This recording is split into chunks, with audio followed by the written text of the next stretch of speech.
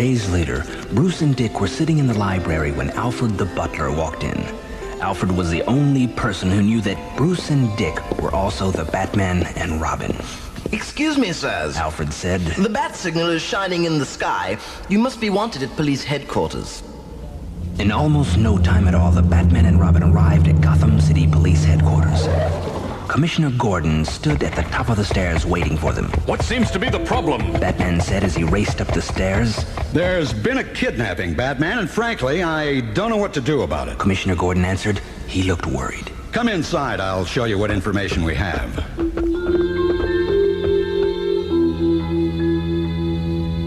Inside Commissioner Gordon's office, a slide machine projected a picture of an odd-looking man onto a screen. This is Frederick Smythe, Gordon explained. He is a world-famous archaeologist, and he is the man who was kidnapped. Smythe just made the greatest discovery of his career while in Egypt last month. He found this.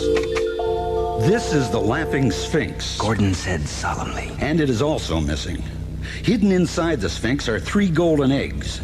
It's rumored that inside the eggs are the pieces of a map that will lead the owner to the greatest treasure ever imagined. Batman, you must find Smythe and the Sphinx before the eggs are smashed open and this great archaeological treasure is destroyed.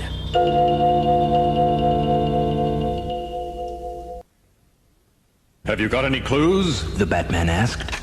Only this. It was received in the mail this morning. Batman read the clue. You can't be an egghead to win at this game, where questions mean prizes and answers mean fame. He thought for a moment and said, All right, Commissioner, we'll get on it right away. Robin, let's get back to the Batcave and feed this clue into the Bat computer. As the dynamic duo rode through the Gotham City streets, the Batman was silent for a long time. Then he said to Robin, I've got a hunch this may be the toughest case we've ever faced. When the caved crusaders arrived at the Batcave, Batman headed straight to the gigantic Bat computer. Robin watched with interest as the Dark Knight detective sat down at the keyboard to type his questions into the talking computer. I'm going to ask it which of our enemies could be responsible for this crime, and the machine ought to be able to tell us the name of the villain we should track down. Batman explained to the boy wonder. In a few seconds, we'll have our answer. The Bat computer clicked and whirred. Lights blinked on and off. Suddenly, it spoke. There are 4 possible suspects in this case, The computer said in a cold, mechanical voice. 4? Robin said with surprise. Quiet, Robin. Batman said sternly. Computer, continue transmission.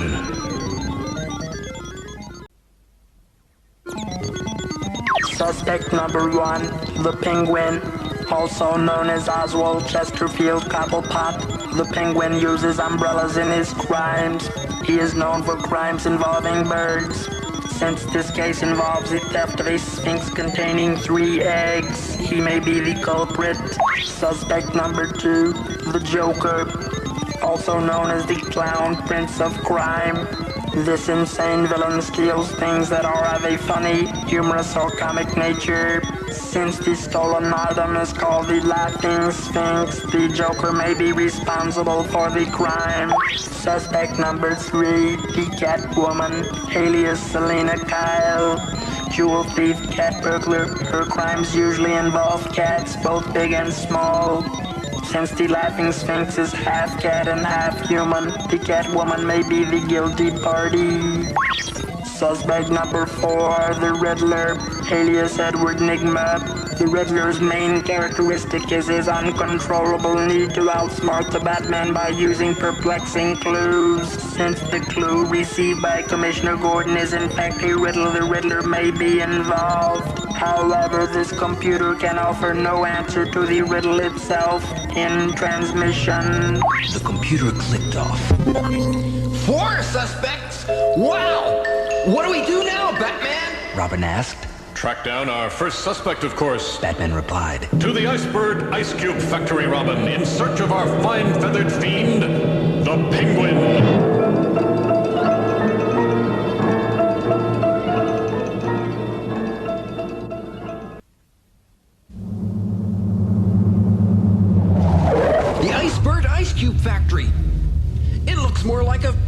dangerous than an ice cube plant. Robin said as he pointed to the dark building which stood on the outskirts of Gotham City, like a mysterious castle. I've heard this place is the Penguin's hideout. The Batman said. It's filled with all types of booby traps to stop trespassers. We've got to be careful, Robin. The Penguin may be waiting for us. Once inside the icy warehouse, the dynamic duo used their bat flashes to find their way through the cold darkness. They searched through every inch of the frigid fortress, but found no trace of the Penguin. Just as they were ready to give up, Robin spotted something. Batman! Through this trapdoor! I see a light down there! Good work, Robin. Batman said as they both jumped through the hatch. Look! Robin shouted as they landed. An umbrella! That means the Penguin must be around here somewhere! But before we go looking for him, let's investigate this clue. Batman said calmly. When they walked through the lit doorway, Batman and Robin found themselves in a huge freezer room. Behind the umbrella left by the Penguin stood a huge mountain of perilously stacked ice cubes. Careful, Robin. The Batman whispered. The slightest noise might send those ice cubes toppling down on us. Without saying a word, Robin pointed at the umbrella lying in front of the ice cube mountain. Batman knelt down and read the note pinned to it. I don't know you or what you do, but I'll find out when the game is through. Another riddle. Batman whispered. And it looks like the Penguin has flown the coop. We better track down our next suspect. At that very moment, the dynamic duo were startled by the sudden appearance of none other than the Penguin. The foul fiend stood by the freezer door, cackling hysterically. Ha ha ha! Looking for the laughing Sphinx, Batman? Well, you've come to the wrong place. The only thing you'll find here is a rather icy reception. With surprising speed, the Penguin turned to make his escape. Batman! He's getting away! Stop him, Robin! Sorry, Dynamic Duds, but I'll have to give you the cold shoulder. Robin, the sound of that door slamming. It's loud enough to make the ice cube mountain... Batman's words were cut off by a rumbling sound as the ice cubes began to crash all about the daring crime fighters. Batman! The Penguin started an avalanche! We'll be buried alive! Robin shouted above the thunderous noise of the falling cubes of ice.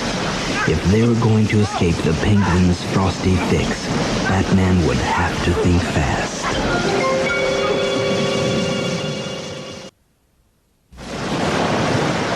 Robin, this pipe. Its freezing liquid is our only hope. With astonishing speed, the caped crusader kicked loose one of the pipes lining the freezer wall, letting out a spray of ice-cold liquid nitrogen. Then, using his insulated gloves, he bent the pipe upward to face the falling cubes. The ice actually froze in midair as the liquid nitrogen stopped the deadly cubes in their tracks. We've got to hurry before we're put on ice permanently. Soon, Batman and Robin were protected from the freezing avalanche by an umbrella of ice. This gave Batman the chance to get to a small charge of plastic explosive that he kept stored in one of the many compartments of his utility belt. Cover your face, Robin. The door is ready to blow. With a deafening roar, the explosive charge ripped the thick metal door off its hinges. When the smoke cleared, the Batman and Robin stood among the wreckage, ready for action. Come on, Batman! We've got to catch the Penguin! Wait, Robin. The Penguin's long gone by now. He flew off, thinking we were finished.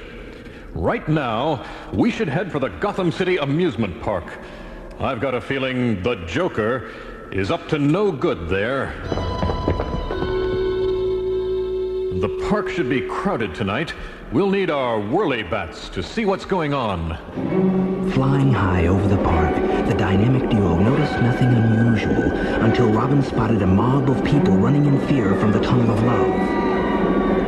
Something's up! Robin shouted to Batman. People don't run out of the Tunnel of Love unless there's something terribly wrong inside. Let's go down and investigate.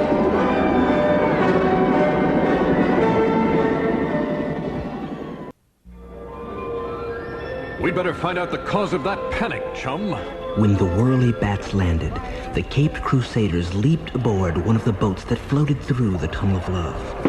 As the two crime fighters drifted into the ominous cavern, they could see only a dim light coming from far inside. The boy wonder shivered, but quickly overcame his fear and rode with the Batman down the peaceful stream that led to almost certain danger. Inside the tunnel, the masked detectives saw what had caused all the fun lovers to flee the peaceful amusement park ride in panic. Along the walls of the tunnel, someone had placed lifelike statues of creatures horrible enough to frighten even the bravest adventurer. Frankenstein, Dracula, the Wolfman, and the Mummy all were leaning menacingly over the small boat as the Batman and Robin floated through the tunnel. It was a nightmare, but this couldn't be real, Robin thought. Then suddenly, one of the monsters moved.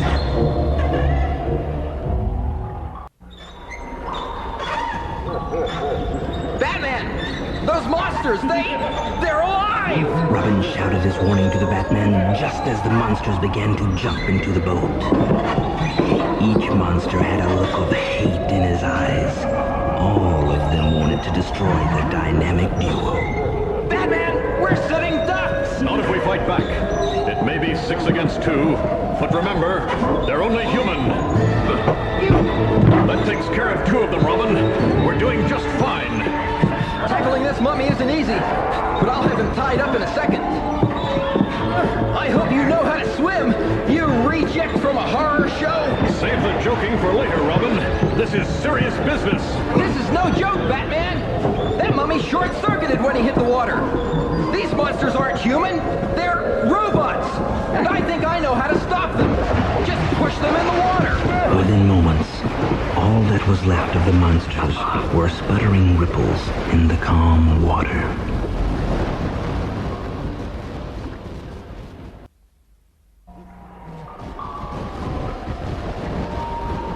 The dark tunnel was lit brightly by the sparks of the beaten robots. This type of sick humor has to be the Joker's work. Batman said. From the corner of his eye, Robin spotted a thin figure heading for the tunnel exit. I think you're right, Batman! Robin said. And there he goes! Let's get him!